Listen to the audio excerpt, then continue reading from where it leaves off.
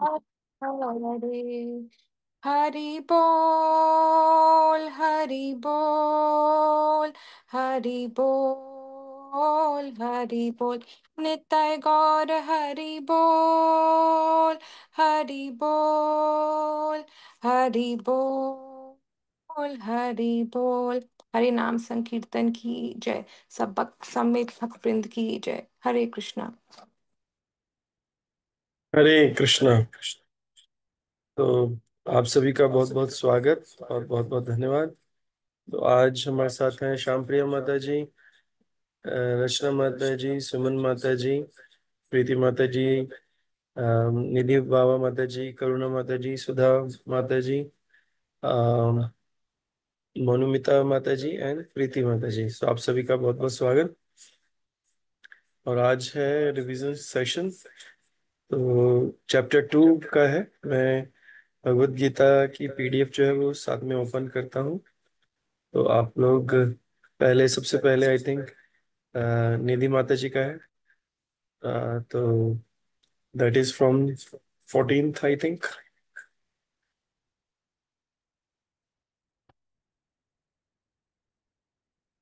हरे कृष्णा प्रभु जी। 18 to 24।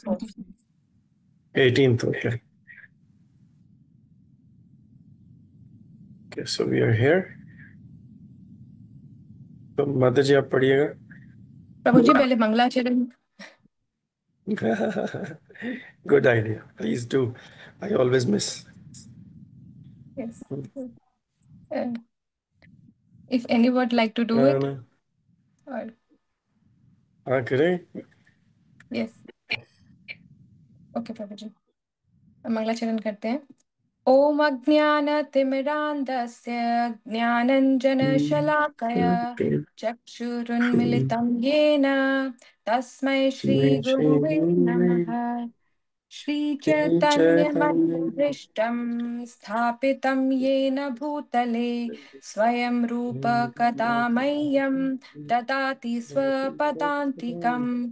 वन्देऽहं श्रीगुरो श्रीयुत्पत्कमलं श्रीगुरून् वैष्णवांश्च श्रीरूपं साग्रजातं सहगण रघुनाथान्वितं तं सजीवं साद्वैतं सावधूतं परिजन सहितं कृष्ण चैतन्य देवं श्रीराधा कृष्ण पादान् सहगण सहगण ललिता ललिता श्री श्री विशाखान्वितांश्च। हे कृष्णा करुणा सिंधु दीनबंधो जगतपते गोपेश गोपिका गोकी का कांत कांतम राधा राधा कांतम। कांत नमस्तुते। तप्त कांचन गौरांगी राधे वृंदावनेश्वरी वृंदावनेश्वरी वृषभानुसुते विष्णुभानुसुते देवी देवी प्रणमामि प्रणमामि हरि। हरिप्रिये। वाञ्छाकल्पतरुभ्यश्च कल्पतरुभ्यश्च कृपा सिन्धुभ्य एव च पतितानां पतितानां पावनेभ्यो पावनेभ्यो वैष्णवेभ्यो वैष्णवेभ्यो नमो नमो नमः। नमः। जय श्री जय श्री कृष्ण कृष्ण चैतन्य चैतन्य प्रभु प्रभु नित्यानंद नित्यानंद श्री श्री अद्वैत अद्वैत गदाधर गदाधर श्रीवासादि शिवासादि गौर। गौर भक्त वृंद। हरे कृष्णा, हरे कृष्णा, कृष्णा कृष्णा हरे हरे, हरे राम, हरे राम, राम राम हरे हरे। हरे कृष्णा। विष्णु पदाय कृष्ण पृष्ठाय भूतले श्रीमते भक्ति वेदांत स्वामी के नामने। नमस्ते सरस्वती देवे गौरवाणी प्रचारिणे निर्विशेष शून्यवादी पाश्चात्य देश तारिणे। Hare Krishna. Thanks for reminding. तो निधि माता जी आप रेडी हैं इसके लिए? 18 से पढ़ना है।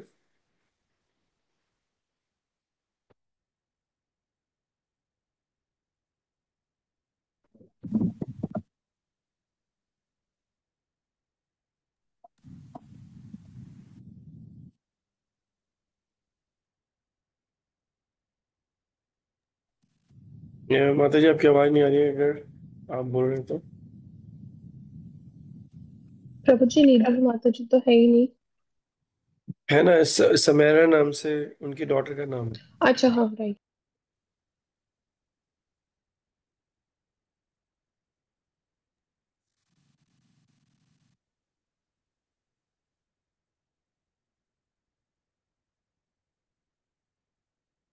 अ, सम निधि माता जी, आप म्यूट पर हैं if you are speaking.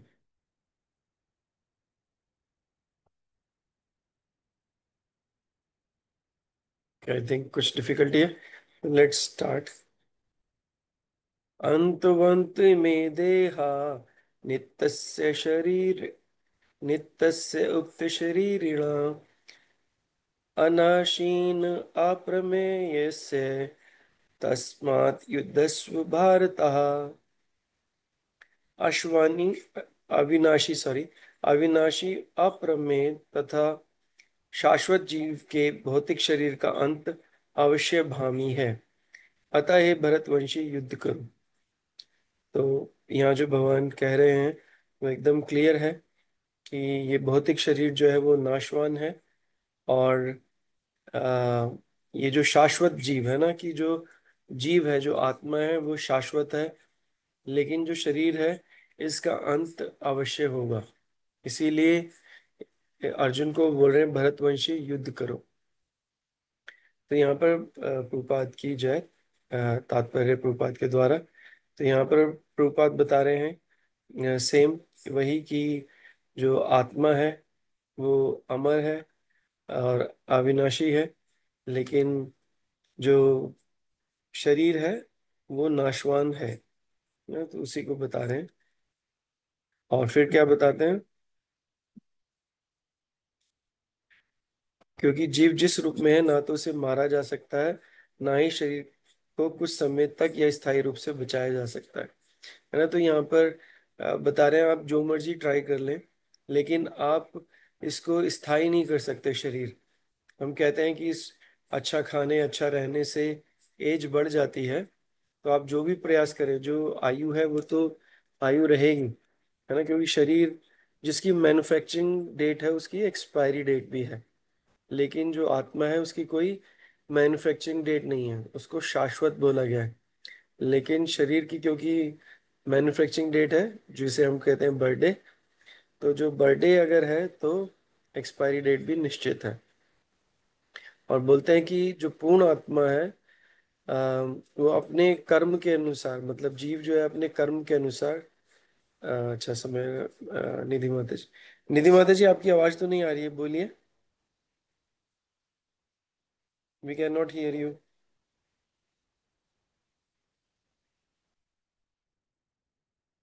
Continue करते हैं।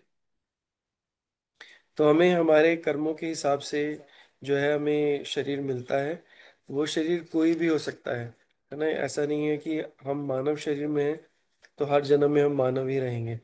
हमें कोई भी शरीर मिल सकता है इन नेक्स्ट लाइफ। फिर बोला है, जिस प्रकार सूर्य का प्रकाश सारे ब्रह्मांड का पोषण करता है, उसी प्रकार आत्मा के प्रकाश से इस भौतिक देह का पोषण होता है ना। तो कुछ जगह पे ये भ्रांति है कि आत्मा जो है वो जैसा शरीर होता है वैसा रूप ले लेता है। ऐसा नहीं है। जो आत्मा है उसका एक आ, बोला गया कि उसका एक मेजरमेंट बताया। कोई बताएगा उसका क्या मेजरमेंट है? हमारे जो हेयर होता है उसके टिप के 10,000 पार्ट। करेक्ट। इतना इतना सा हमारी इतना सा हमारा अस्तित्व है, लेकिन हमारी ईगो ब्रह्मांड से भी बड़ी है ना। ऐसा बोला जाता है कि देखने को अगर कोई बोले कि आप कौन है, तो हम एक अणु से भी छोटे हैं। लेकिन हमें क्या बोल लेकिन ईगो हमारी ब्रह्मांड से भी बड़ी होती है। तो यहाँ पर बता रहे हैं कि जो हमारा जो आत्मा है या जो जीव है, वो बहुत छोटा है। लेकिन जैसे सूर्य का प्रकाश सब जगह को प्रकाशित करता है, उसी तरीके से जो आत्मा है पूरे शरीर को प्रकाशमान करती है। यानी उस छोटे से अंश से ही हमारा सारा शरीर चल रहा है, हमारी सारी बॉडी जो है वर्क कर रही है। इसीलिए कहते हैं जैसे ही आत्मा इस भौतिक शरीर से बाहर निकल जाता है, शरीर सड़ने लगता है। आत्मा ही शरीर का पोषक है। शरीर अपने आप में महत्वहीन है। इसीलिए अर्जुन को उपदेश दिया गया कि वह युद्ध करे और भौतिक शारीरिक कारणों से धर्म की बलि ना होने दे। तो यहाँ पर क्या कह रहे हैं, क्योंकि ड्यूटी इज मोर इम्पोर्टेंट। तो ड्यूटी, क्योंकि हम अपने आप को अगर जीव मानेंगे तो हम अपनी ड्यूटीज को अपने शरीर से बड़ा मानेंगे, क्योंकि ये शरीर तो छोटे समय के लिए मिला है, मैक्सिमम 100 ईयर्स के लिए, है ना। इसीलिए वो कह रहे हैं धर्म की बलि न देकर अपने कर्तव्य को करें। तो नेक्स्ट पढ़ते हैं। और अगर कोई अगर ये श्लोक बोलना चाहता है तो कर सकते हैं।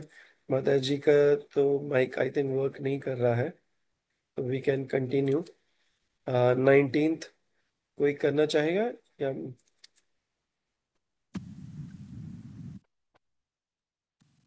हरे कृष्णा माता जी।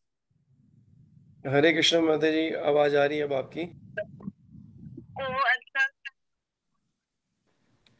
तो अगर आप 19 करना चाहें तो हमें ये जल्दी जल्दी करना पड़ेगा, नहीं तो ये आज जितना सोचा हुआ है वो सब नहीं हो पाएगा। फटाफट करियो। हाँ जी। अध्याय 2। ये श्लोक उन लोगों को संबोधित करता है जो मानते हैं कि आत्मा को मारा जा सकता है या नहीं, हम वह 19th पर हैं। 19th। पढ़ू ना, उसका जिस्ट बताना है ना। अच्छा, आप जस्ट बता रहे हो। ओके ओके, ठीक है ठीक है। हाँ जी। श्लोक 19। यह श्लोक उन लोगों को संबोधित करता है जो मानते हैं कि आत्मा को मारा जा सकता है या वह किसी को मार सकती है। श्री कृष्ण स्पष्ट करते हैं कि दोनों ही विचार गलत हैं। आत्मा ने न तो जन्म लेती है और न वो मरती है।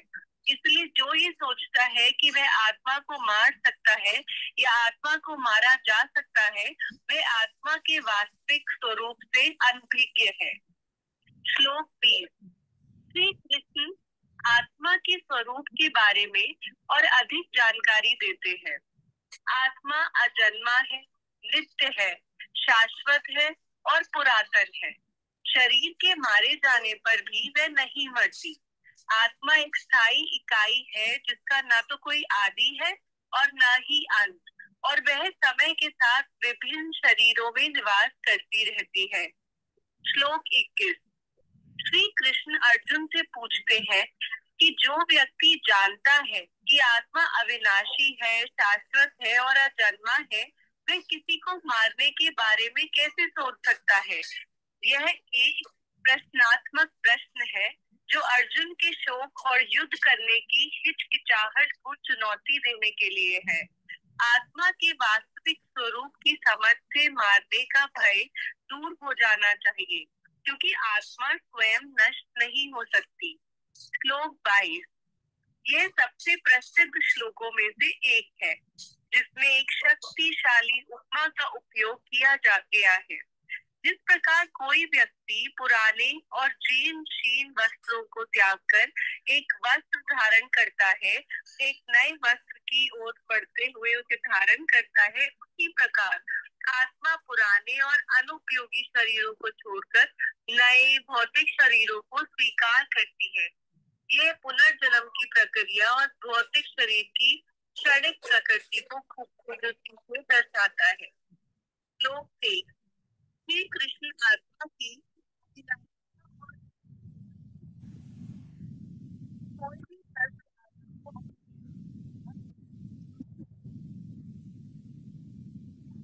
सॉरी, आवाज नहीं आ रही है, बहुत स्लो हो गई है।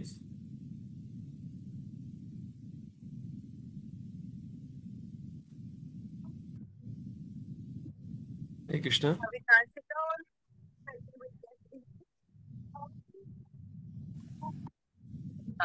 अग्नि उसे जला नहीं सकती, जल उसे गीला नहीं कर सकता और वायु उसे सुखा नहीं सकती। आत्मा 5 तत्वों के प्रभाव से परे है जो उसकी आध्यात्मिक गैर भौतिक स्वरूप को उजागर करती है। श्लोक 24।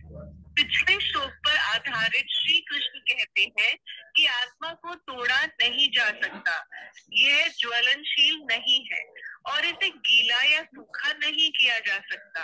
यह नित्य, सर्वव्यापी, अपरिवर्तनीय, अचल और सदैव है। यह हमेशा एक समान रहती है। यह श्लोक आत्मा के दिव्य गुणों को सारांशित करता है, उसकी स्थिरता और अपरिवर्तनीय प्रकृति की पुष्टि करता है। हरे कृष्णा। हरे कृष्ण। नेक्स्ट श्यामप्रिया माता जी, आपका है 24 to 31। 25 प्रभु जी। हरे कृष्णा, दंडवत प्रणाम। हाँ, 25 to 31। हाँ जी। प्रभु जी 25 में भगवान अर्जुन को बता रहे हैं शरीर और आत्मा के बारे में। वो बता रहे हैं भगवान कि आत्मा जो है अव्यक्त, अव्यक्त मीन्स अदृश्य है, अचिंत्य मीन्स अकल्पनीय तथा अचिंत्य मीन्स अकल्पनीय तथा अविकार्य मीन्स अपरिवर्तनीय है कहा जाता है। यह जानकर तुम्हें शरीर के लिए शोक नहीं करना चाहिए। ये भगवान अर्जुन को बता रहे हैं। शिला प्रभुपाद जो है उनकी जय हो, वो बता रहे हैं कि जो अव्यक्त का मतलब अदृश्य है, वो आत्मा के बारे में इस तरह बता रहे हैं कि आत्मा इतना सूक्ष्म है कि इसे बलशाली सूक्ष्मदर्शी यंत्र से भी नहीं देखा जा सकता, अतः यह अदृश्य है। श्रुति के प्रमाण के अतिरिक्त अन्य किसी प्रयोग द्वारा इसके अस्तित्व के बारे में नहीं कहा जा सकता। वेदों में श्रुति को माता का स्वरूप माना गया है, अतः हमें अनेक बातें केवल उच्च प्रमाणों के आधार पर ही माननी पड़ती हैं। जिस प्रकार एक बच्चा अपने पिता के बारे में अपनी माता के द्वारा ही जान सकता है कि मेरा पिता कौन है, इसीलिए श्रुति जो है कोई वेदों का माता है। वो जो वेद हमें बता रहे हैं हमें उसे स्वीकार करना है। दूसरा है कि अकल्पनीय है, कि वेदों का कहना है कि हमें यह स्वीकार करना होगा कि आत्मा में चेतना है, यानी कि वह अकल्पनीय है, उसमें कोई भी कोई भेद नहीं है। और तीसरा है कि अविकार्य है। अविकार्य मीन्स अपरिवर्तनीय है, यानी आत्मा में शरीर जैसे परिवर्तन नहीं होते। जैसे शरीर बालक से लेके, बचपन से लेके वृद्धा तक कितने ही अपने परिवर्तन करता है शरीर को, लेकिन आत्मा का जो अंश रूप है वह सदा रहता है, चाहे बालक में हो, चाहे यंग में हो, चाहे वृद्ध में हो, तो उसमें कोई परिवर्तन नहीं होता, अविकार्य रहते हैं। उस आत्मा अनंत परमात्मा की तुलना में अनुरूप है, यानी कि जो परमात्मा है वह अनंत है, उसका बहुत विस्तार है, और जो अनु आत्मा है वो अति सूक्ष्म है। ये 25वें श्लोक में यही बताया है आत्मा और शरीर के बारे में। अब 26वां श्लोक है। भगवान कहते हैं यदि तुम यह सोचते हो कि आत्मा सदा जन्म लेता है तथा सदा मरता है, तो भी महाभाव हे अर्जुन, तुम्हें शोक करने का कोई कारण नहीं है। प्रभुपाद जी बता रहे हैं अपने तात्पर्य में, प्रत्येक दशा में चाहे अर्जुन इस वैदिक मान्यता को स्वीकार करता है कि अनु आत्मा का अस्तित्व है, या वह आत्मा के अस्तित्व को नहीं मानता, उसके लिए शोक करने का कोई कारण ना नहीं। इस सिद्धांत के अनुसार पदार्थ के प्रत्येक क्षण अनेक जीव उत्पन्न होते हैं और नष्ट होते हैं, अतः ऐसी घटनाओं के लिए शोक करने की कोई आवश्यकता नहीं है। श्लोक 27 में है। भगवान कह रहे हैं जिसने जन्म लिया है उसकी मृत्यु निश्चित है, और मृत्यु के पश्चात पुनर्जन्म भी निश्चित है, अतः अपने अपरिहार्य मैंने जिससे बचा नहीं जा सकता, यानी कि जो होना है, कर्तव्य पालन में तुम्हें शोक नहीं करना चाहिए। प्रभुपाद जी बताते हैं मनुष्यों को अपने कर्मों के अनुसार जन्म ग्रहण करना होता है, और एक कर्म अवधि समाप्त होने पर उसे मरना होता है, जिससे वह दूसरा जन्म ले सके। कुरुक्षेत्र का युद्ध भगवान की इच्छा से होने के कारण था। वो सत्य के लिए युद्ध करना क्षत्रिय का धर्म है। अपने कर्तव्य का पालन करते हुए वह अर्जुन सब जनों की मृत्यु से भयभीत या शोकाकुल क्यों था? क्योंकि युद्ध में तो क्षत्रिय का यही धर्म है कि उसको अपना पालन करना है। श्लोक 28। सारे भगवान बता रहे हैं सारे जीव जो है प्रारंभ में अव्यक्त रहते हैं, वो मध्य में व्यक्त होते हैं, वो विनिष्ट होने पर पुनः अव्यक्त हो जाते हैं। अतः शोक करने की क्या आवश्यकता है? तात्पर्य, यदि हम भगवत गीता के इस वैदिक निष्कर्ष को मानते हैं कि यह भौतिक शरीर काल कर्म में नाशवान है किंतु आत्मा शाश्वत है, तो हमें यह सदा याद रखना होगा कि यह शरीर वस्त्र के समान है। अतः वस्त्र परिवर्तन होते हैं पर शोक क्यों? जिस प्रकार हम एक वस्त्र को पहन के नया वस्त्र पहनते हैं तो शरीर भी वैसा ही है। शरीर को वस्त्र की उपाधि से सम्मानित किया गया है कि वस्त्र जिस तरह हम उतार देते हैं पुराने वाला नया पहनते हैं, उसी तरह ये शरीर भी है, पुराना होने पर इसका बदला जाता है। यानी जो आत्मा है वो शाश्वत है, इसकी तुलना जो भौतिक शरीर से नहीं की जा सकती, यह स्वप्न के समान है। श्लोक 29। भगवान आगे कह रहे हैं कोई आत्मा को आश्चर्य से देखता है, कोई इसे आश्चर्य की तरह बताता है तथा कोई इसे आश्चर्य की तरह सुनता है, किंतु कोई कोई इसके विषय में सुनकर भी कुछ नहीं समझ पाते। प्रभुपाद जी बता रहे हैं कि गीतोपनिषद के उपनिषदों के सिद्धांत पर आधारित है कि अतः कठोर उपनिषद 1.27 में इस श्लोक का होना कोई आश्चर्यजनक नहीं है। जैसे कि एक विशाल पशु, विशाल वट वृक्ष तथा एक ही स्थान में लाखों करोड़ों की संख्या में उपस्थित सूक्ष्म कीटाणुओं के भीतर अणु आत्मा की उपस्थिति निश्चित रूप से आश्चर्यजनक है। अल्पज्ञ तथा दुराचारी व्यक्ति अनु आत्मा के चमत्कारों को नहीं समझ पाता, भले ही उसे बड़े से बड़ा ज्ञानी जिसने विश्व के प्रथम प्राणी ब्रह्मा को शिक्षा दी हो उसको नहीं समझ सकता। भगवत गीता के उपदेशों को ग्रहण करके ही आत्मज्ञान को समझा जा सकता है, किंतु इसके लिए भी इस जन्म में या पिछले जन्मों के प्रचुर तपस्या की जरूरत होती है, तभी कृष्ण को श्री भगवान के रूप में स्वीकार किया जा सकता है। साधारणतः कोई भी कृष्ण के बारे में न जान सकता है न उसके संपर्क में आ सकता है। श्लोक 30 में बताया गया है, भगवान कहते हैं हे भरतवंशी, शरीर में रहने वाले देह का कभी भी वध नहीं किया जा सकता, यानी आत्मा का। अतः तुम्हें किसी भी जीव के लिए शोक करने की आवश्यकता नहीं है। तात्पर्य में प्रभुपाद जी बता रहे हैं कि भगवान अब यहाँ पर शरीर और आत्मा के बारे में उपदेश दे चुके हैं। अब वो बता रहे हैं कि ये तुम क्षत्रिय होने के नाते अर्जुन इसमें तुम युद्ध करो, क्योंकि युद्ध में तुम क्षत्रिय होने के नाते अर्जुन को इस भय भय से कि युद्ध में उसके पितामह भीष्म तथा गुरु द्रोण मारे जाएंगे, अपने कर्तव्य से विमुख नहीं होना चाहिए। कृष्ण को प्रमाण मानकर भौतिक देह से भिन्न आत्मा का पृथक अस्तित्व स्वीकार करना ही होगा। यह नहीं कि आत्मा जैसी कोई वस्तु नहीं है या कि जीवन के लक्षण रसायनों की अंतःक्रिया के फलस्वरूप एक विशेष अवस्था में प्रकट होते हैं। यद्यपि आत्मा अमर है किंतु इससे हिंसा को प्रोत्साहित नहीं किया जा सकता। फिर भी युद्ध के समय हिंसा का निषेध किया जाता है क्योंकि तब इसकी आवश्यकता रहती है। ऐसी आवश्यकता को भगवान की आज्ञा के आधार पर उचित ठहराया जा सकता है, स्वेच्छा से नहीं।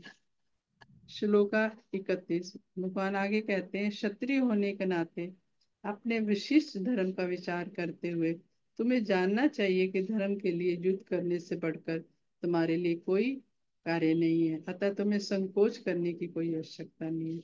तात्पर्य में ये बताया है कि अर्जुन जो है क्षत्रिय है, क्षत्रिय का जो धर्म है युद्ध करना है। क्षत्रियो को वन में अखेट करने के लिए भेजा जाता है। वो जंगल में शेर को ललकारता है, उससे युद्ध करता है।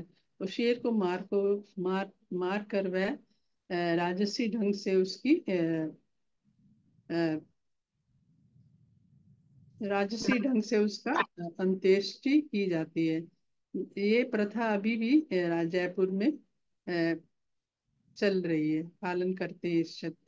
तो यानी क्षत्रिय जो है वो एक संन्यास आश्रम ग्रहण करने का विधान नहीं है। यानी कि वो ये नहीं है कि चुपचाप रहे, अपना कर्म ना करे। क्षत्रिय का कर्म है युद्ध करना। तो यहाँ पर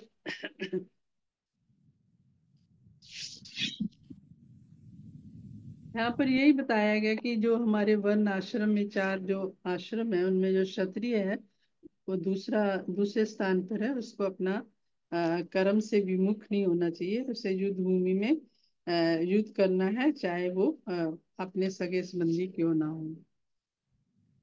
हरे कृष्ण प्रभु जी, प्रणाम। हरे कृष्ण माता जी, थैंक यू। हरि बोल। नेक्स्ट सुमन माता जी आपका है, तो 32 से, सॉरी 32 से 37। हरे कृष्ण प्रभु जी, हरे कृष्ण सभी को। हरे कृष्ण।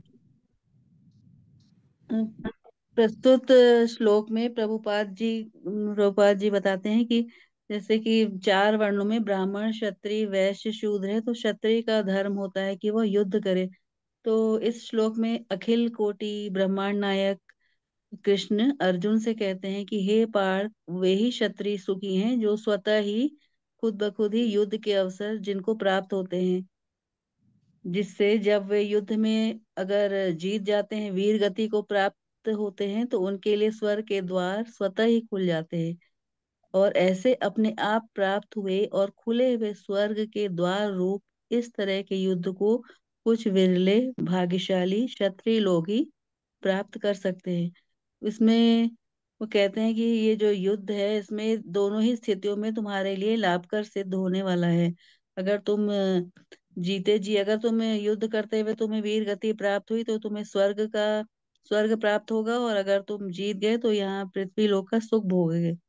क्योंकि क्षत्रिय का धर्म है कि वो अपने इन लोगों की रक्षा करे, समस्त क्लेशों से जनता की रक्षा करे, अतः उसे शांति व्यवस्था बनाए रखने हेतु थोड़ी बहुत हिंसा करनी ही पड़ती है। लेकिन यहाँ पर अर्जुन जो है अपना अहिंसा के प्रति उनमें थोड़ा सा वो दिख रहा है लगाव। तो उसमें वो बताते हैं प्रभुपाद जी की अर्जुन के ऐसे जो कथन थे युद्ध न करने के, तो वे अज्ञान जन्य थे, और वे अपने स्वधर्म के आचरण में मतलब अहिंसक बनना चाह रहे थे अर्जुन, जो कि क्षत्रिय के लिए काफी वो है, निंदनीय स्थिति है। श्लोक नंबर 33, इसमें कृष्ण भगवान बता रहे हैं कि यदि तुम अपने युद्ध करने के स्वधर्म जो कि क्षत्रिय धर्म हेतु एक आवश्यक है, युद्ध नहीं करते हो, तो तुम्हें अपने कर्तव्य से विमुख होने का पाप तो लगेगा ही लगेगा। साथ ही अपनी कीर्ति, यश, मान, सम्मान सभी धीरे धीरे तुम खो दोगे। और यह क्षत्रिय हेतु एक बहुत ही अत्यधिक निंदनीय बात है, अच्छी बात ना होगी। जहाँ सुख में सर्वस्व है, सब कुछ है, वहीं दुख में भी देवत्व है, डिविनिटी है। युद्ध करने पर तुम आवागमन के अर्थात 84 के चक्कर में नहीं पड़ोगे, और इस धर्म से युक्त युद्ध को न करके तो तुम स्वधर्म और कीर्ति खोगे ही खोगे, और पाप के भी भागीदार बनोगे।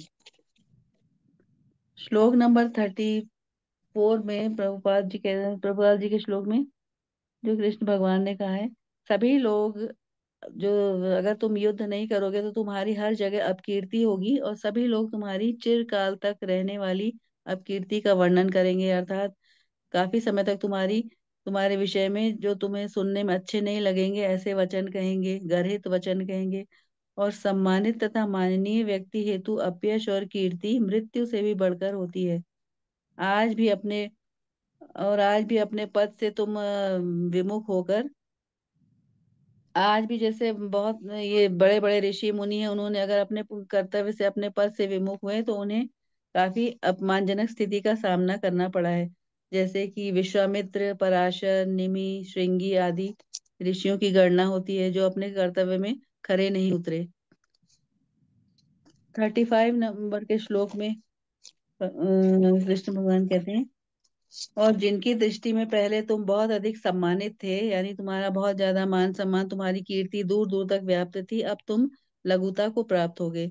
अर्थात अब तुम्हारे बारे में लोग कटु वचन कहेंगे, और महारथी लोग तुम्हें भय के कारण युद्ध से हटा हुआ मानेंगे, युद्ध से विमुख हुआ मानेंगे। अर्थात पहले महारथी होकर अब तुम तुच्छता को प्राप्त करोगे, तो यह क्षत्रिय के लिए बहुत ही अपमानजनक स्थिति होगी।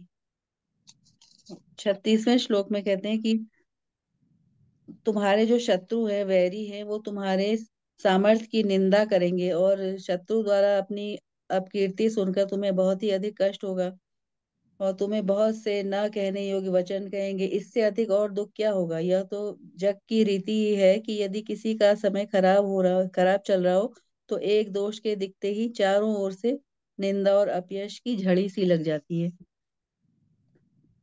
श्लोक नंबर 37 में प्रभुपाद कहते हैं कि यदि तुम युद्ध, कृष्ण भगवान ने इसमें कहा है कि यदि तुम युद्ध में मारे गए तो स्वर्ग का द्वार खुला है, अथवा संग्राम में जीत कर तुम पृथ्वी का राज्य भोगोगे। स्वर्ग का द्वार खुला है तुम्हारे लिए, अगर तुम मारे गए, और अगर तुमने यहाँ पृथ्वी लोक में पराजित किया लोग अपने शत्रुओं को, तो तुम इस संग्राम को जीतकर पृथ्वी के समस्त सुख का उपभोग करोगे।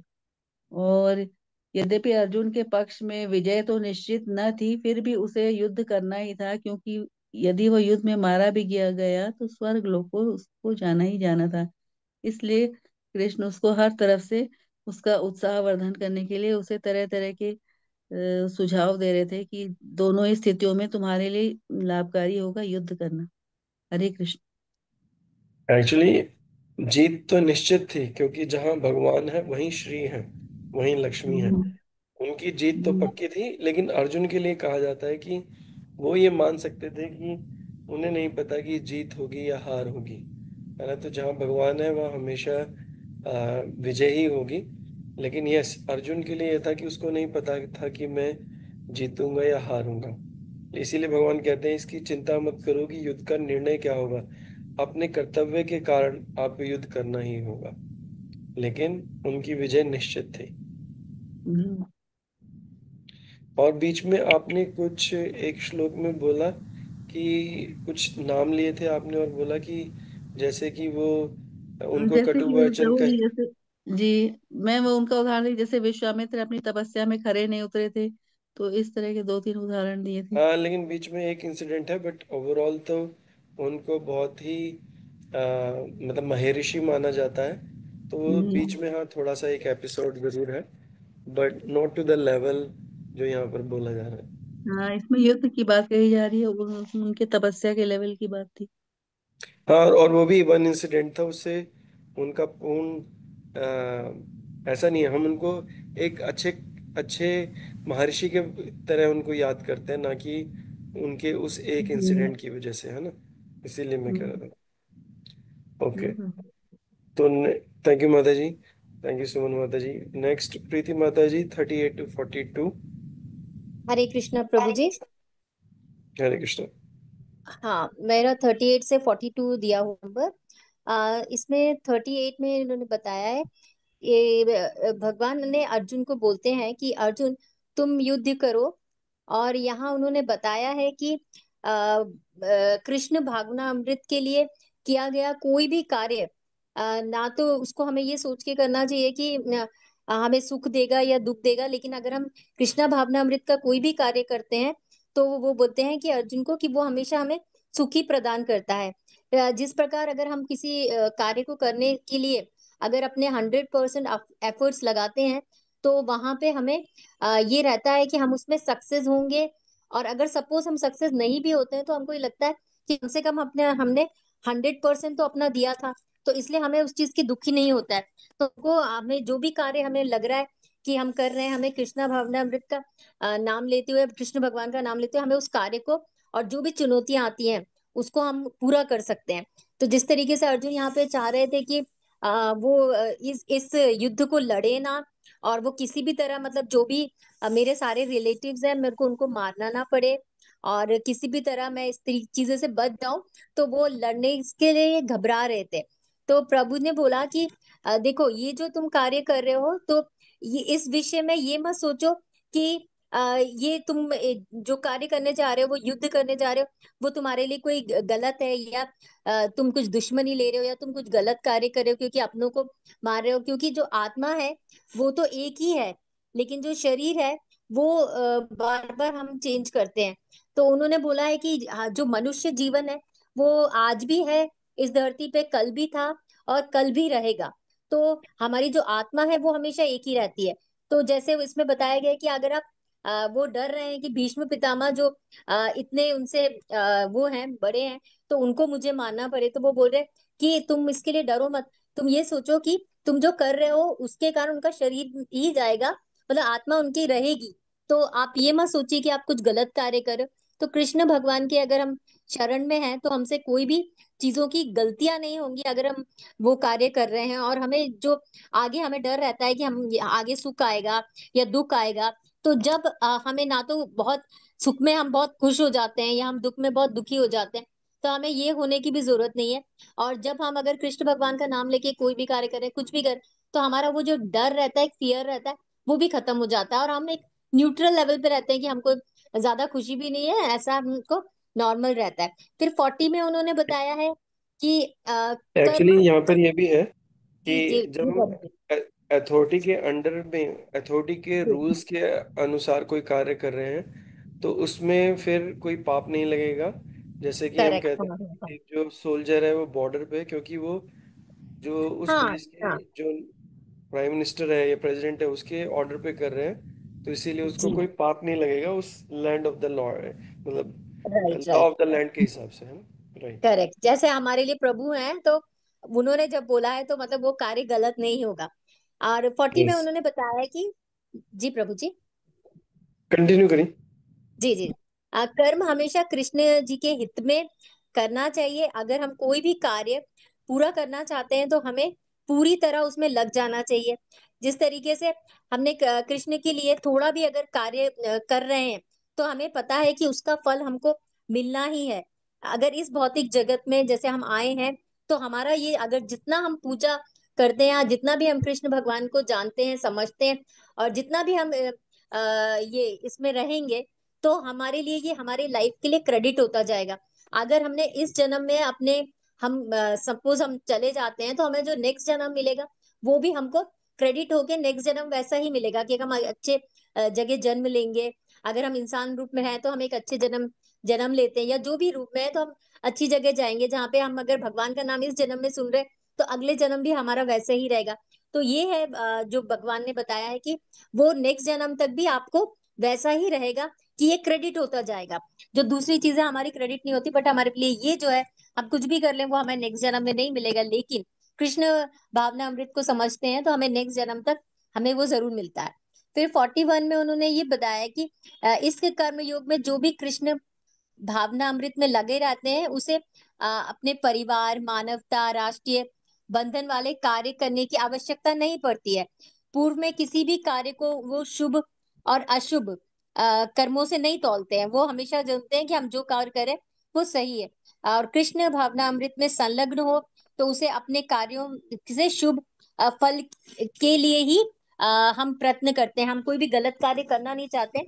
हम कोशिश ये करते हैं कि हमसे कोई भी गलत कार्य ना हो और हम सही से सही कार्य करते जाएं।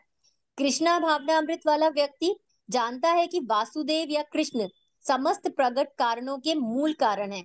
जिस प्रकार जिस प्रकार से वृक्ष में हम पानी डालते हैं जड़ों में, लेकिन वो पानी उसकी टहनी में, उसके पत्तों में, उसके अगर उसमें फ्लावर्स हैं तो वहां तक पहुंचता है। उसी तरह अगर व्यक्ति अपने परिवार में ये चीजें करता है, तो वो पूरे परिवार के लिए एक प्रेरणा का वो कारण बन जाता है। उसका परिवार भी उसी तरीके से उस हिसाब से चलने लगता है। यहाँ पे इन्होंने विश्वनाथ चक्रवर्ती ठाकुर जी कहते हैं कि गुरु को प्रसन्न किए कृष्णा भावनामृत के स्तर तक पहुंच पाना असंभव है। क्योंकि हमें अगर भगवत गीता समझनी है, तो उसके लिए हमें जरूरी है कि हम कृष्ण भगवान को समझना चाहते हैं, तो कोई ना कोई गुरु हमारे पास होना जरूर है, जो जरूरी है। अगर हम अच्छे से समझना चाहते हैं, वही हमको समझा सकते हैं। तो जैसे यहाँ पे भी अगर हम देखते हैं तो कृष्ण भगवान अर्जुन को एक तरीके का टीच कर रहे हैं, और वो टीच हमें हमारी लाइफ के लिए हम ऑप्ट करते हैं। तो वो एक तरीके से गुरु और शिक्षा की ही बात है। तो यहाँ पे भी अगर हमें कुछ समझना है तो हमें कृष्ण भगवान आके नहीं समझाएंगे, हम भी किसी गुरु के द्वारा ही इन चीजों को सीख सकते हैं। नेक्स्ट 42 में उन्होंने बताया है कि जो व्यक्ति बुद्धिमान नहीं होते हैं, अज्ञान के कारण वेदों के कर्म कांड से भागना चाहते हैं, वो उनको नहीं समझना चाहते। जो व्यक्ति स्वर्ग जाना चाहता है वो हमेशा सोचता है कि स्वर्ग बड़ा अच्छा है, मदिरा है, तरुणी है, ऐसे आनंद लेने को वो स्वर्ग कहते हैं। पर वास्तव में वो ये नहीं जानता है कि जो आनंदमय चीज है वो है कृष्ण भावना अमृत को समझना। अगर हम ये समझ जाते हैं तो हमें स्वर्ग की तरफ ना सोच के हम इसी को स्वर्ग समझ लेते हैं कि यही जो हमारे पास हमारी लाइफ मिली हुई है वो हमारे लिए एक सुखमय है। तो इस तरीके से उन्होंने 38 से 42 तक बताया है। और कुछ त्रुटि हुई है तो प्रभु जी बताइएगा। नहीं, अच्छा है। बस जी ये 41 काफी काफी अच्छा है। तात्पर्य जी लिखा हुआ है जो कि हमें बता रहा है भक्ति के बारे में, हमारी श्रद्धा के बारे में। तो ये पूरा पढ़ना चाहिए, तो बाद में ओके। आप सब पढ़ सकते हैं। ये बहुत अच्छा तात्पर्य इसमें है। अच्छा, मतलब शॉर्ट ना करके हम पूरा ही पढ़ सकते थे ना। हाँ, मतलब इसमें काफी डिटेल है जो कि हमें जी कवर जी। करनी चाहिए। तो पढ़ लूं क्या, प्रभु जी दिया है मेरे पास है भगवत गीता। आप पढ़िए, ये वाला ना काफी सुंदर है। जी जी जी, पूरा मैं का पढ़ती पूरा हूँ फिर। ठीक है प्रभु जी, ठीक है।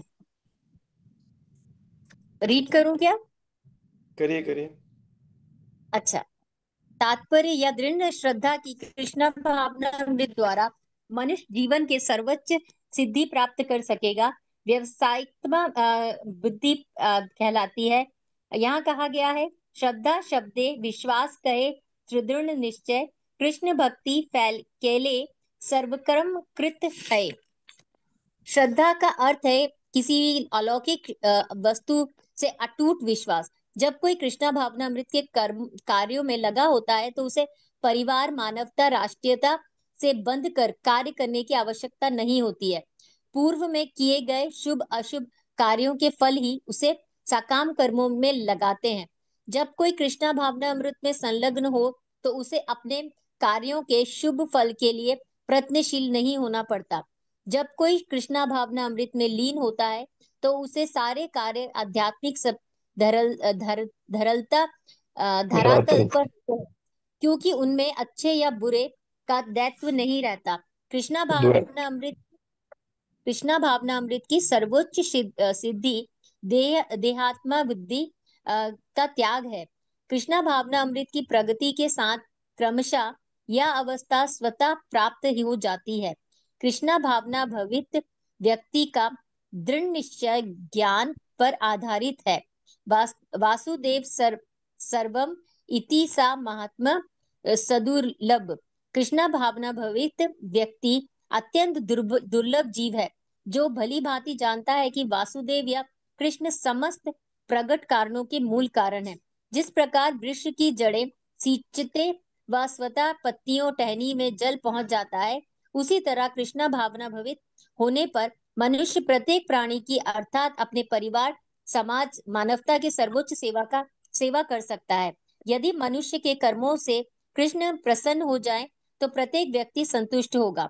किंतु कृष्णा भावना अमृत में सेवा गुरु के समर्थ निर्देशन में ही ठीक से हो पाती है, क्योंकि गुरु कृष्ण का प्रमाणित प्रतिनिधित्व होता है जो शिष्य के स्वभाव से परिचित होता है और उसे कृष्णा भावना अमृत की दिशा में कार्य करने के लिए मार्ग दिखाया जा सकता है।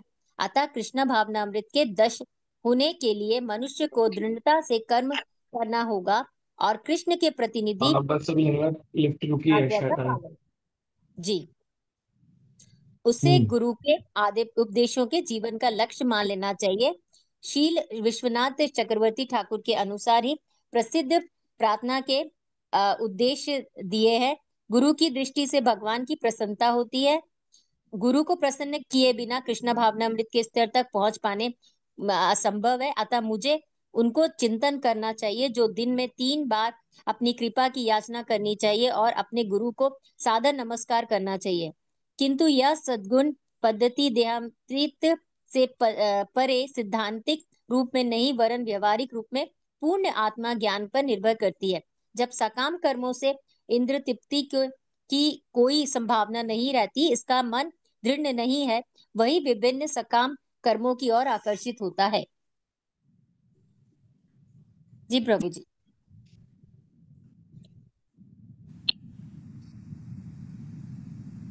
हरे कृष्ण। हरे कृष्ण प्रभु जी। नेक्स्ट पढ़ते हैं।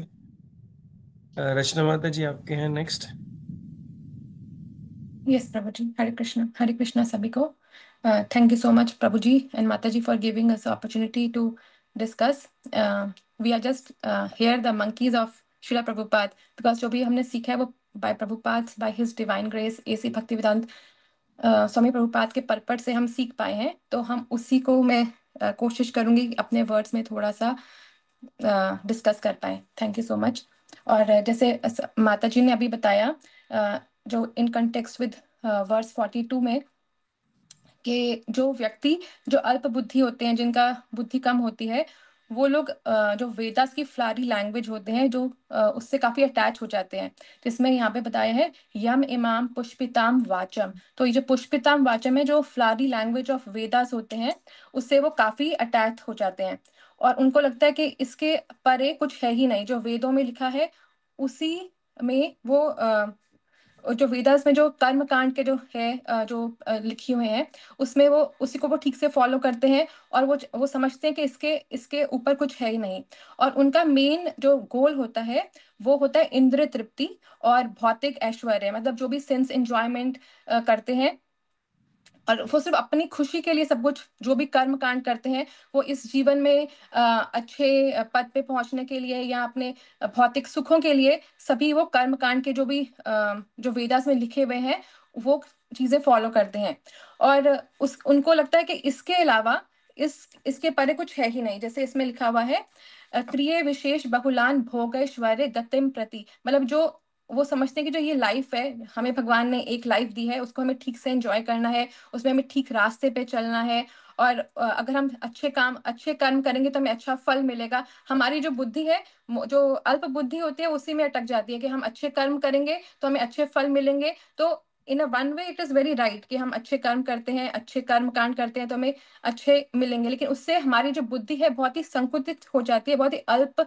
हमारा जो गोल होता है वो बहुत ही शॉर्ट शॉर्ट गोल हो जाता है। लेकिन यहाँ पे प्रभुपाद और लॉर्ड कृष्णा हमें एक लॉन्ग टर्म गोल के बारे में बता रहे हैं कि हमें जो फ्लावरी लैंग्वेज ऑफ वेदास है उसमें हमें फंसना नहीं है। हमारी जो बुद्धि को हमें अल्प बुद्धि नहीं बनाना है। तो इसमें बहुत ही डिस्टिंक्शन से प्रभुपाद हमें बता रहे हैं कि हमें किस लाइन में चलना है। हमें वो दोनों एग्जाम्पल साइड बाय साइड दे रहे हैं, क्योंकि 42 एंड 43 वर्स जो है वो साथ में है कि जो इनकी अल्प बुद्धि है वो कैसे कार्य करते हैं, और जो नेक्स्ट वर्स में बताएंगे कि जो जो व्यक्ति बहुत ही डिटरमाइंड होते हैं, जिनका फोकस और एकाग्र होते हैं, वो कैसे एक्ट करते हैं। तो यहाँ पे उन्होंने सबसे पहले बताया 42 एंड 43 वर्स में जो अल्प बुद्धि कैसे व्यक्ति होते हैं, उनका जो सिर्फ अटैचमेंट होता है flowery languages of the Vedas. इसमें प्रभुपाद बहुत इंपॉर्टेंट एक एग्जाम्पल दे रहे हैं कि जो मूर्ख व्यक्ति होते हैं, जो फ्लावर्स होते हैं ट्रीज में, उससे काफी अट्रैक्ट हो जाते हैं। इवन दो जो ट्रीज होते हैं वो पॉइजनस फ्रूट्स दे रहा है, लेकिन फिर भी हम उससे अटैच होके उसमें हम खो जाते हैं।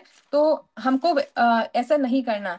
तो यहाँ पे हमें इंपॉर्टेंट बता रहे हैं जो कर्म कांड होते हैं वेदास में, जो जो जो हमारे 4 वेदास हैं, उसमें हमें कर्म कांड बताते कैसे कर्म करना है और हमें इस जीवन में कैसे हम अच्छे रास्ते पे चल सकते हैं। तो वो हमें जो एक it's a one line defence कि हम अच्छे रास्ते पे हम कैसे चलते हैं, लेकिन that is not the ultimate purpose of a life. जैसे इसमें प्रभुपाद एग्जाम्पल दे रहे हैं जो हमारे वेदास में चातुर्मास्य अभी चल रहा है, तो चातुर्मास्य का क्या इंपॉर्टेंस है, हमें तपस्या करनी है और जिससे कि हमें आगे अच्छे पुण्य कर्म मिलेंगे। तो हमें जो वेदास है is a kind of a line, एक स्ट्रेट लाइन, जिससे कि हम ठीक से अपने जो हम अकर्म करते हैं उससे हम कर्म के फॉर्म में आ जाए, हम बुरे बुरे काम ना करके सही काम करें। तो इसमें ये है। और अभी जो वर्स 44 है वो है भोगैश्वर्य प्रसक्ता नाम तया परत चेतसाम व्यवसायात्मिका बुद्धि समाधौ न विधीयते। तो इसमें इंपॉर्टेंट है कि जो व्यक्ति, जिनका जो माइंड है वो इंद्रिय तृप्ति और भौतिक सुखों में लगा हुआ है, वो काफी जल्दी बिविल्डर्ड हो जाते हैं। जैसे फॉर एग्जाम्पल, जो लोग फोकस्ड माइंड होते हैं, जिनकी व्यवसाय आत्मिका बुद्धि होती है, जैसे इंपॉर्टेंट है व्यवसाय आत्मिका बुद्धि, जिनका वन पॉइंट फोकस होता है, जो स्थित प्रज्ञा होते हैं, वो लोग बिविल्डर नहीं होते वेदवाद जो जो वेदास की फ्लावरी लैंग्वेज से, क्योंकि उन्हें मालूम है कि वेदास का अल्टीमेट पर्पस है भगवान को जानना, और भगवान जो बोल रहे हैं भगवान को जानना और खुद को जानना, अपने सेल्फ को जानना एंड सुप्रीम सेल्फ को जानना। तो वो लोग बिविल्डर नहीं होंगे सेंस एंजॉयमेंट से और भौतिक ऐश्वर्य से। लेकिन जो लोग भोगैश्वर्य प्रसक्ता नाम, जो लोग इंद्रिय तृप्ति और भोगों से अटैच होते हैं, तो उनका माइंड बिविल्डर्ड हो जाता है। तो यहाँ पे कृष्णा में बोल रहे हैं कि आपको क्या करना है। You have two options, either you go for sense enjoyment or you can go for self realization। तो हमको व्यवसाय आत्मिका बुद्धि वन पॉइंट फोकस करके हमें अपना जो मन है वो कृष्णा की तरफ लगाना है। तो हमें फिक्स्ड माइंड इसमें इंपॉर्टेंट है। समाधि, समाधौ न विधीयते, दैट इज समाधि, that is a fixed mind. Very very important है कि हमें जो अपना माइंड है स्थिर बुद्धि करना है। हमको इधर उधर जो भी कर्म कांड हो रहे हैं, जो भी सब चीजें हम देखते हैं अपनी लाइफ में भी, कि हमारा जब फोकस होता है कि हमारा जो एम है, हमें कृष्णा को समझना है, अपने आप को समझना है और हमें सही रास्ते पे चलना है। हमारे आसपास बहुत सारे डिस्ट्रैक्शंस होंगे, तो हमको अपने यहाँ जो माइंड है उसको फिक्स करना है। तो यहाँ पे ये इंपॉर्टेंट पॉइंट है। और वर्स नंबर 45 है, जिसमें भगवान बोल रहे हैं कि जो वेदास जो फ्लावरी लैंग्वेज है वो एसोसिएटेड है 3 गुणों से, क्योंकि वो हमारे जो भी हम कर्म कांड करते हैं, जो भी हम कर्म करते हैं, which is controlled by our 3 modes of material nature। तो इसमें है 45, त्रैगुण्य विषय वेदा निस्त्रैगुण्यो भवार्जुना निर्द्वंद्व नित्य सत्वस्थो निर्योग क्षेम आत्मवान। कि जो वेदास जो होते हैं वो डील करते हैं 3 modes of material nature, that is mode of ignorance, mode of passion and mode of goodness. उसके लेकिन भगवान बोल रहे हैं कि हमें उस जो 3 मोड्स को हमें ट्रांसेंड करना है। हम उन तीनों मोड से ऊपर, जो भक्ति योग है, जो भक्ति की जो समाधि है, वो इन तीनों मोड से काफी ऊपर है। तो हमें सिर्फ वेदवाद नहीं बनना है, हमें कर्म कांड में नहीं फंसना है। हमें कर्म कांड से ऊपर जो पर्पस है वेदास का, वो भगवान से हमको भगवान की शरणागति लेनी है, हमें उस पर फोकस करना है। तो हमें इसमें जो है अपने भौतिक सुखों और सेंस एंजॉयमेंट के लिए नहीं स्ट्राइव करना है। हमें हमारा जो फोकस होना चाहिए हाई होना चाहिए। तो यहाँ पे लॉर्ड कृष्णा अर्जुना को बोल रहे हैं कि हे अर्जुना, तुम जो ट्रांसेंड करो इन जो 3 मोड्स हैं। अभी जो तुम इग्नोरेंस में एग्जाम्पल दे रहे हो कि मुझे नहीं compassion is a form of goodness, और जो आप इग्नोरेंस में बोल रहे हो कि मुझे नहीं लड़ना, तो आप इन तीनों मोड से ऊपर उठो। और आप रिलीजियस प्रिंसिपल्स के बेसिस पे बोल रहे हो कि मुझे नहीं फाइट करना, तो ये वेदों में लिखा है, लेकिन it's not the ultimate purpose. You have to go above and beyond these modes of nature. तो वो बोल रहे हैं कि जो व्यक्ति इनका पर्पस जानते हैं वो फ्री हो जाते हैं। जो जीवन के जो सुख एंड दुख, जो भी ड्युअलिटीज हैं, उससे वो ऊपर हो जाते हैं। और जो भी एंग्जाइटीज हमारी लाइफ में होती हैं, हम उससे भी ऊपर उठ जाते हैं। तो we should just not stick to the Vedas, Vedic flowery language. We should go beyond, like what is the ultimate purpose of the Vedas. So if we can understand the real purpose of the Vedas, then only we can fix our mind, and we can also be free from all the dualities of life, and we can establish, हम अपने आप को अच्छे से जान पाएंगे। हम भगवान जो सुप्रीम सेल्फ है, हम उसको ठीक से जान पाएंगे और हम स्थित हो जाएंगे। हम स्थित प्रज्ञा की स्थिति में धीरे धीरे आएंगे। तो भगवान धीरे धीरे हमको लेकर आ रहे हैं कि हम कैसे एक अच्छे हमारा अपना जो माइंड है, क्योंकि माइंड जो हमें हमारा है बहुत फ्लिकरिंग माइंड है, हम अपने माइंड को कैसे फोकस कर पाए, उसके लिए भगवान हमें आगे प्रेरणा दे रहे हैं। अभी हम जो वर्स नंबर 46 पे आते हैं। इसमें भगवान बहुत अच्छा एग्जाम्पल दे रहे हैं। एक कुएं का एग्जाम्पल दे रहे हैं। यावान अर्थ उदपाने, उदपाने means is a small well, सर्वतः संप्लुतोदके तावान सर्वेषु वेदेषु ब्राह्मणस्य विजानतः। तो इसमें एग्जाम्पल दे रहे हैं भगवान कि अगर एक गांव में एक छोटा सा कुआं है ना, और ऐसे बहुत छोटे छोटे कुएं हैं, ठीक है, वो सिंपल छोटे छोटे ही गोल्स को सर्व कर पाएगा। ठीक है, लेकिन अगर एक बड़ा कुआं है तो उसमें सभी लोगों का फायदा होगा, और उसमें सभी लोग और उसका जो एम होगा वो सभी को हैप्पीनेस देने का होगा। तो ऐसे ये इसमें बोल रहे हैं कि जो जो वेदास का पर्पस है वो जो है वो स्मॉल है। ठीक है, लेकिन हमें जो है, हमें बियॉन्ड स्मॉल वेल, हमें बिग वेल की तरफ अपने फोकस करना है। तो अगर जैसे बोलते हैं ना कि 100 रुपए के नोट में 10 रुपए का नोट ऑलरेडी आ जाता है, तो अगर हम वेदास के ऊपर हम समझेंगे क्या है लॉर्ड कृष्णा है, उनका अल्टीमेट पर्पस है कि भगवान को जानना है, तो हम अल्टीमेटली हम कर्म कांड भी करेंगे, हम उसी लाइन में आएंगे। जैसे अगर हम भगवान को समझेंगे ठीक से, वेदास का पर्पस ठीक से समझेंगे, तो उसमें जो लिखे हुए कर्म कांड है वो ऑटोमेटिकली हो जाएंगे। हमें स्पेशल फोकस नहीं करना पड़ेगा कर्म कांड करने के लिए, क्योंकि हमारी जो लाइफस्टाइल है, हमारा जो दिनचर्या है, वो उसके अकॉर्डिंग ढल जाएगी।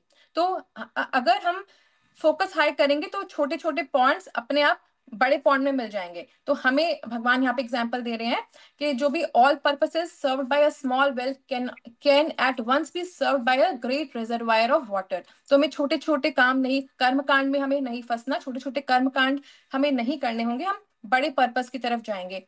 Similarly all the purposes of the Vedas can be serve to one who knows the purpose behind them. So we should not get, हमें अपने आप को इंटैंगल नहीं करना है कर्म कांड में, और ना ही हमें लगता है कि वाह ये जो मंदिर में बहुत अच्छे ढंग से रिसाइट कर रहे हैं श्लोका, लेकिन खाली रिसाइट करने से हमें नहीं वो अटैच नहीं होना। What is the purpose behind that, we should be following that importance point. इसमें प्रभुपाद बहुत अच्छा एग्जाम्पल दे रहे हैं प्रकाशानंद सरस्वती का। वो एक काफी मायावादी वैदिक स्कॉलर थे, जिनको बहुत अच्छे से वैदिक हिम बहुत ही अच्छे से वो जो चैंटिंग करते थे सभी मंत्रास का। और एक बार उन्होंने चैतन्य महाप्रभु को बोला कि जो आप लोग क्या सिर्फ हरे कृष्णा ही करते रहते हैं, और आपको कुछ भी इसके you don't know understand the what is the आप सिर्फ इसमें है कि Lord Chaitanya was asked by great Vedic scholar Prakashanand Saraswati that why he the Lord was chanting the holy name, आप सिर्फ हरे कृष्णा ही क्यों, सेंटिमेंटलिस्ट है, आपको कुछ जो कर्म कांड है, जो वैदिक रिचुअल्स है आपको, वो तो आपको आते नहीं है।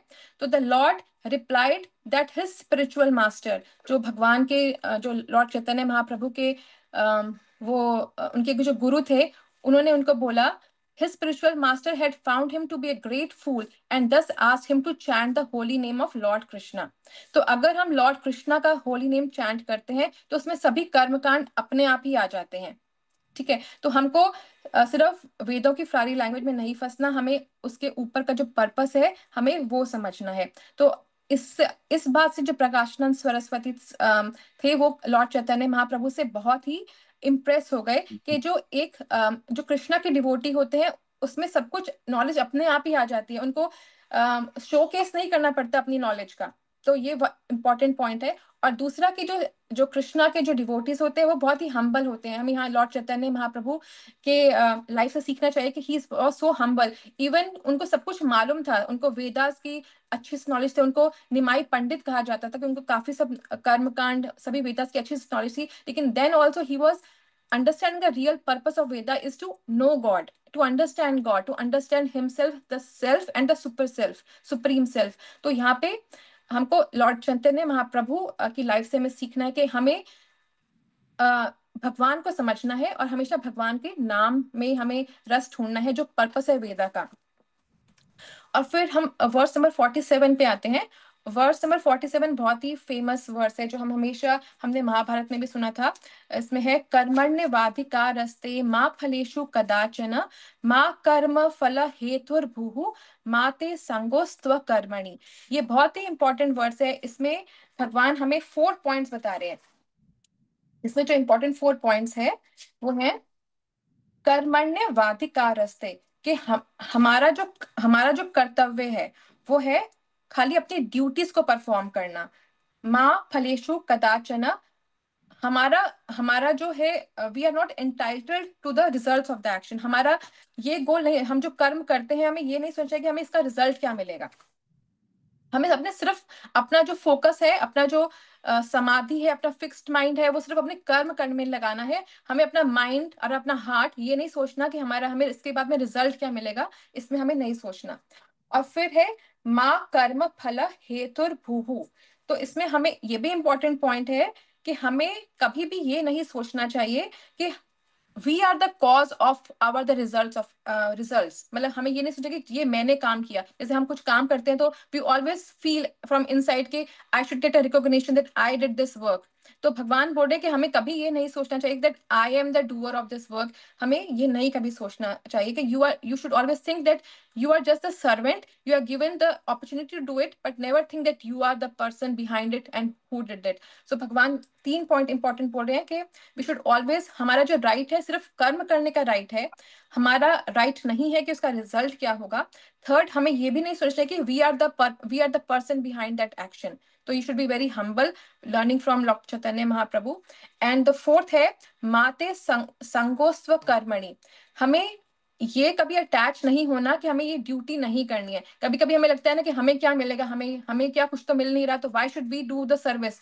तो हमें कभी ये नहीं सोचना कि भगवान कृष्णा बोल रहे हैं कि we should never be attached of not doing your duty. You should be attached to doing your work, but not doing your work. For example, जिसमें लॉर्ड अर्जुना बोल रहे हैं कि मुझे मुझे काम नहीं करना है, मुझे युद्ध नहीं लड़ना, मुझे वन में जाना है। तो भगवान उनको ये रेड सिग्नल दे रहे हैं कि आपका ये ड्यूटी नहीं है। आपको, you should not just say that I will not do your work. You have to do your work, but you have to do your work in a way that you should not be attached to the results of your work, and never think that I am the culprit. Either I'm the culprit of fighting the war, either, or I'm get a fame out of that war. You should not think that. Your right is just to perform your duty. So this verse is very important. 2.47, we should always remember in our day to day life, हम जो भी हम काम करते हैं, तो इसके four important take away points हैं। कर्मण्यवाधिकारस्ते माँ फलेषु कदाचन, माँ कर्म फल हेतुर्भुः, माते संगो स्वकर्मणि। सो 4 इंपॉर्टेंट हमें पॉइंट्स हमेशा याद रखने हैं कि we have the only right, we are only eligible to perform our duties, not beyond anything, and we should not be detached. हमें ये नहीं सोचा कि हम अपना कर्म नहीं करें। We should do our duties, but the duties, whatever we perform is just, we should understand the purpose. That purpose of all our duties is to realize God, to understand God, and we should not get entangled with sense enjoyment and जो भौतिक ऐशो आराम है उसमें हमें नहीं फंसना है। तो वी शुड बी फोकस्ड। अब जो lord Krishna again, he is very merciful, verse 48 में हमें बताते हैं हमें कर्म कैसे करना है। तो दैट इज वेरी इंपॉर्टेंट। योगस्थौ कुरु कर्मणि संगम त्यक्त्वा धनंजय, सिद्धय सिद्धयो समो भूत्वा समत्वम योग उच्यते। तो भगवान बोल रहे हैं कि हमें कर्म तो करना है, लेकिन हमें कर्म कैसे करना है वो हमें लॉर्ड कृष्णा बता रहे हैं कि हमें जो कर्म करना है एक स्थित माइंड से करना है, एक इक्विपॉइज्ड मतलब हम लोग हमें फंसना नहीं चाहिए कि हमें हार मिलेगी या जीत मिलेगी, हमें खुशी मिलेगी कि दुख मिलेगा, या हमें सक्सेस मिलेगी या फेलियर मिलेगा।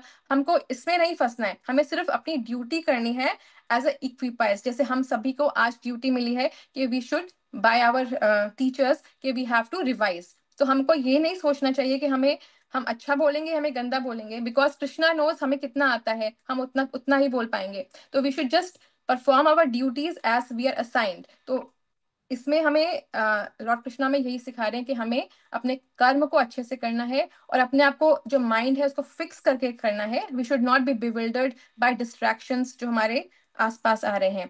तो यहाँ पे लॉर्ड कृष्णा अगेन उनको स्ट्रेस कर रहे हैं कि अर्जुना, धनंजय बोल रहे हैं कि Dhananjay is a very important word, because Krishna जो अर्जुना का दूसरा नाम है धनंजय, बिकॉज उन्होंने धन अर्जित किया था युधिष्ठिर के लिए फॉर द यज्ञ। तो वो बोले कि आप तो धनंजय हो, आप इतने एक्सट्रीम सिचुएशन में आपने धन अर्जित किया था for your brother to perform the yagna. So you should not feel distressed. You should be focused upon your duty and never think about ये क्या होगा वैसे क्या होगा। You should perform your duties in a very equipoised manner, and उसी को real yoga बोलते हैं। तो जो वेदास में योगा लिखा हुआ है जो फिजिकल लेवल पे होता है, that's not a real yoga. Real yoga is your fixing your mind in performing your actions, that is the real yoga. तो अर्जुन एक क्षत्रिय है, तो एज अ क्षत्रिय धर्म है कि उनको युद्ध करना है। और युद्ध क्यों करना है? क्योंकि धर्म को वापस एस्टैब्लिश करना है, क्योंकि अधर्म बहुत बहुत अधर्म की वजह से बहुत गलत गलत काम हो रहे थे। तो as a kshatriya means to protect, to give protection. तो आपका जो धर्म है वो गिव प्रोटेक्शन है, तो आपको अपने धर्म से अलग नहीं काम करने हैं। तो you should be fixed your mind and do your action. तो प्रभु जी मेरा 48 तक था, and thank you so much for the opportunity. और प्रभु जी अगर कुछ गलती हो या मैं कुछ पॉइंट मिस कर गई हूँ तो please help me to understand it better. Thank you so much. Hare Krishna. नहीं, बहुत अच्छे से बताया आपने, अच्छा एक्सप्लेन किया और सबने अपना बेस्ट किया, which is good and good for review session. तो हमने क्योंकि काफी सारे पढ़े हैं, तो मैं एक बारी जो हमने किया है उसको बहुत शॉर्टली समराइज करता हूँ, कोशिश करता हूँ। तो यहाँ पर जो हमने श्लोका पढ़े हैं, उसमें सबसे पहले था बताया कि सोल वर्सेस बॉडी, है ना। सोल को एक प्रकाश की तरह बोला, और हमने डिस्कस किया सोल का आकार क्या है, वो शरीर के बराबर नहीं है, उसका एक अपना फिक्स्ड साइज है, चाहे वो एक छोटे से जीव का शरीर हो या एक एलिफेंट साइज्ड हो। जो आत्मा है उसका एक निश्चित आकार है। और उसकी फिर प्रॉपर्टीज पे बात किया कि वो नाशवान है ना, ना उसको जलाया जा सकता है ना भिगोया जा सकता है। तो प्रॉपर्टीज ऑफ सोल बताई गई थी, जिससे कि ये प्रूव किया जाए कि सोल जो है वो अटर्नल है और उसका कभी नाश नहीं हो सकता। फिर बताया था कि ये जो बॉडी है ये बदलती रहती है, जैसे हम पुराने कपड़े बदलते हैं, लेकिन जो आत्मा है वो कंटिन्यूस है और शरीर जो है वो टेम्परेरी होते हैं। फिर बताया था कि जो सोल है और एक सुपर सोल होती है एक जीव के हृदय में, वो एक दो बर्ड की तरह बताया गया है, और जो हम जीव हैं वो भोक्ता है उस दो बर्ड में, और जो भगवान है वो साक्षी हैं, वो देखते हैं कि ये क्या कर रहा है, ये उन फलों को स्वीकार कर रहा है, उसको एंजॉय करना चाहता है। लेकिन हमारा क्या कर्तव्य होना चाहिए कि हम वो जो साक्षी भगवान है ना, सुपर से हमारा ध्यान उनकी तरफ होना चाहिए। जब हम अपना ध्यान उनकी तरफ कर लेंगे तो हमारी सारी भौतिक इच्छाएं जो हैं और भौतिक प्रॉब्लम जो है खत्म हो जाएगी। फिर बताया ड्यूटी इज इम्पोर्टेंट, है ना। उन्होंने बताया कि हमारी ड्यूटी इम्पोर्टेंट है, इसीलिए सोल बीइंग सोल हमें अपनी ड्यूटी करना बहुत इम्पोर्टेंट है, क्योंकि हम ये शरीर नहीं है कि हम इस शरीर से जुड़े हुए रिश्तों को देखकर अपनी ड्यूटीज को ना करें। तो अपनी ड्यूटी करना इम्पोर्टेंट है। फिर बताया कि हमें जो वेद हैं उनमें जो फ्लावरी वर्ड है, इसमें बताया जाता है कि जैसे कि क्या क्या फल मिलता है किसी कर्म कांड को करने से, किसी कर्म को करने से क्या फल मिलेगा, या इससे हमें स्वर्ग की प्राप्ति होगी और स्वर्ग में ये सुख है। हमें उसके पीछे नहीं भागना है, हमें वेद की एक्चुअल अंडरस्टैंडिंग लेनी है। जो वेद में छुपा हुआ बात है कि जो भगवान है वो सुप्रीम पर्सनैलिटी ऑफ गॉडहेड है, और हमें उनकी भक्ति करनी चाहिए, जिससे कि अल्टीमेटली हम भगवान को प्राप्त कर सके, दोबारा से भगवान के धाम में उनके साथ रहें, उनकी सेवा करें। तो हमें वेद का जो असली निष्कर्ष है, जो रियल नॉलेज है, उसको ग्रहण करना है।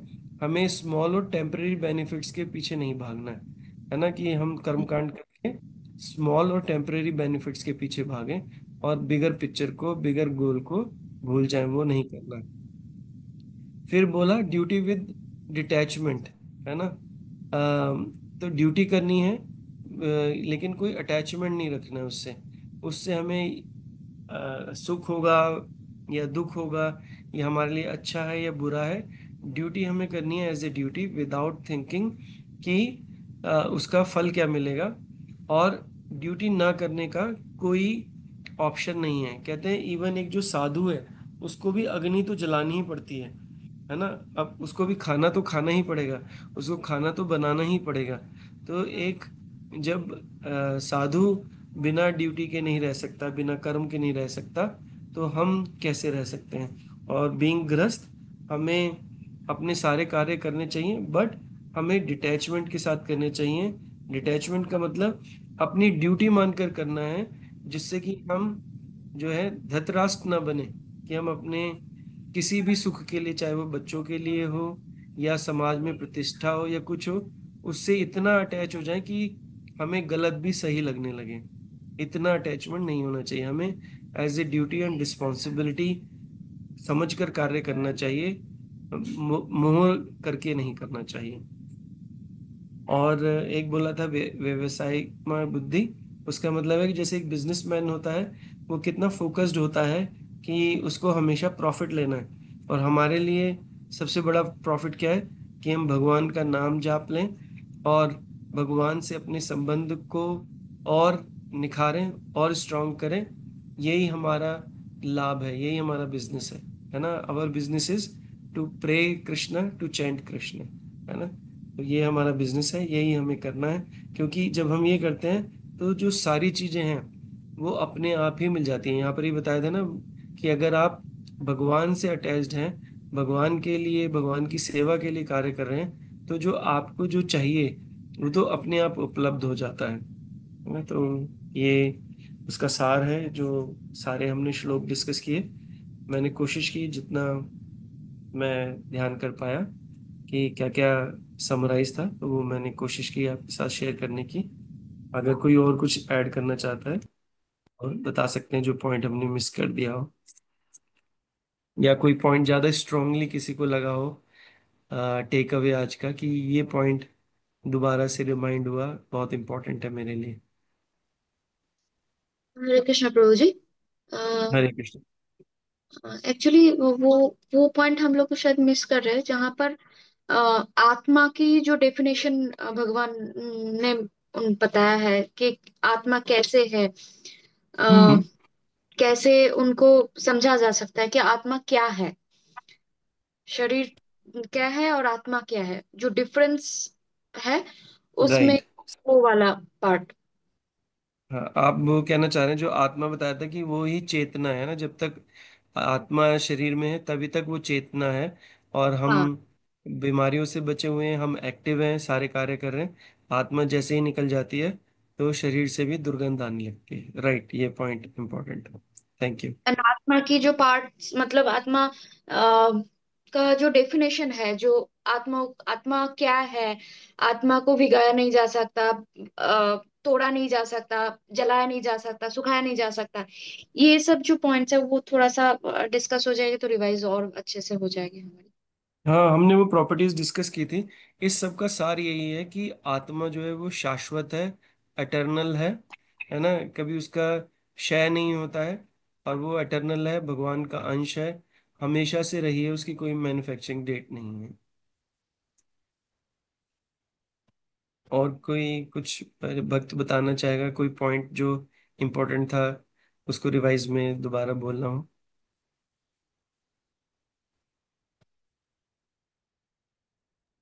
प्रभु जी, बस एक आत्मा में ये भी पॉइंट है कि वो सर्वगता, कि वो हर जगह उपलब्ध है।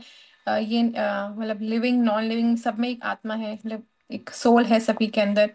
पानी में भी, लैंड में भी, वाटर में, और हर एक दूसरे प्लैनेट्स में भी। ऐसा नहीं सिर्फ अर्थ में है, वो हर जगह ऑल परवेडिंग है, एवरीवेयर जो सोल है वो है।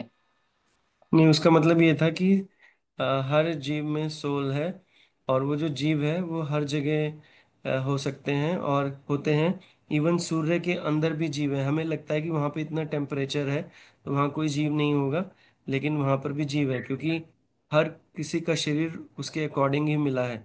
जैसे हमारा शरीर अलग है और एक मछली का शरीर बिल्कुल अलग है। हमें ऑक्सीजन चाहिए और पेड़ को कार्बन डाइऑक्साइड चाहिए, है ना। तो उसी जिस तरीके की जीव है उसके हिसाब से उसकी रिक्वायरमेंट। हाँ जी माता जी, श्याम प्रिय माता जी। हरे कृष्ण प्रभु जी। दंडवत हरे प्रणाम कृष्ण। प्रभु। धन्यवाद प्रणाम।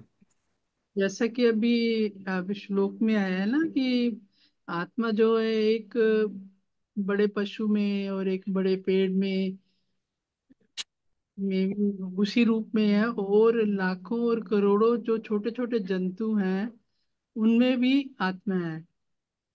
तो ये जो है समझना, जो है जो अ, दुराचारी हैं या जो भगवान को नहीं मानते हैं, तो इसका वो उसको समझ नहीं पाते हैं।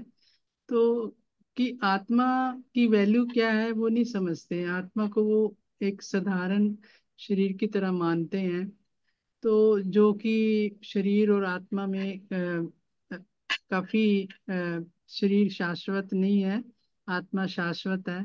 यानी कि जो लाखों करोड़ों में भी जो भगवान ने आत्मा डाली हुई है, वो कितनी मतलब अचंभे वाली चीज है। कितना मतलब अ, भगवान की जो है कृति है, यानी कि उनकी कृति कितनी हम्म। महान। तो ये भी यस, बहुत विचार करने वाली बात है हमारे लिए। बिल्कुल बिल्कुल। श- बिल्कुल सही कहा। एक छोटा सा अंश इतना कुछ है, और उस इस छोटे से अंश को इतना गुमान है, इतना घमंड है कि वो क्या क्या कर सकता है ना। हमें लगता है कि ह्यूमन लाइफ ने कितना कुछ अचीव कर लिया है, मार्स पर चले गए हैं, मून पर चले गए हैं, ब्रह्मांड को देख रहे हैं, लेकिन जबकि एक छोटा सा अंश है ना। तो यस, भगवान ने इसीलिए बोलते हैं ह्यूमन लाइफ जो है बहुत इंपॉर्टेंट है, क्योंकि भगवान ने अपना रूप भी दिया है और इंटेलिजेंस भी दी है। तो इसीलिए उसको राइट डायरेक्शन में यूज करना जरूरी है। नहीं तो जो जीव है वो रावण भी हो सकता है, हिरण्यकशिपु भी हो सकता है। तो इसीलिए जीव को जो भगवान ने इंटेलिजेंस दी है, पावर दी है, उसको भगवान की सेवा में लगाकर उसको सार्थक करना है। बिल्कुल सही प्रवीण। ठीक है, आई थिंक अगर किसी और का पॉइंट है तो ले सकते हैं। अभी 8:22 हो गए हैं, तो हम we can take 1 or 2 person max.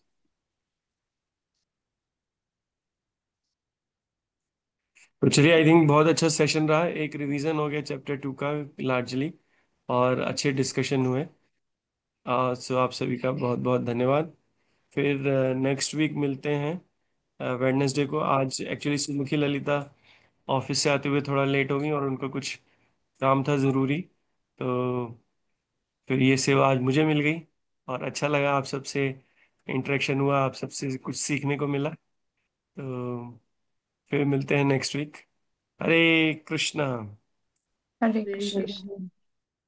दंडवत हरे प्रणाम। कृष्णा वाञ्छा प्रभु जी। कल्पतरुश्च कृपा सिंधु च पतितानां पावनेभ्यो वैष्णवेभ्यो नमो। सॉरी, सुधा माता जी, आप कुछ कह रहे हैं? हाँ, मैं प्रभु जी कह रही थी कि आज जो आपने ये लोकनाथ महाराज जी का चैंटिंग का लिंक नहीं भेजे थे, हाँ जी, हाँ जी। तो आज मेरी नींद खुल गई थी जल्दी, तो आज मैंने उनका ये चैंटिंग किया। अच्छा, मॉर्निंग में हाँ। जो होता है हाँ, साढ़े सवा चार बजे पाँच से। से 5:15 से शुरू हुआ था, 5 बजे से, मतलब 5:15 से शुरू हुआ था। हम्म। तो अब नींद खुल गई मेरी, तो फिर हमने कहा चलो कर देखते हैं, वो लिंक आया हुआ था तो हमने कहा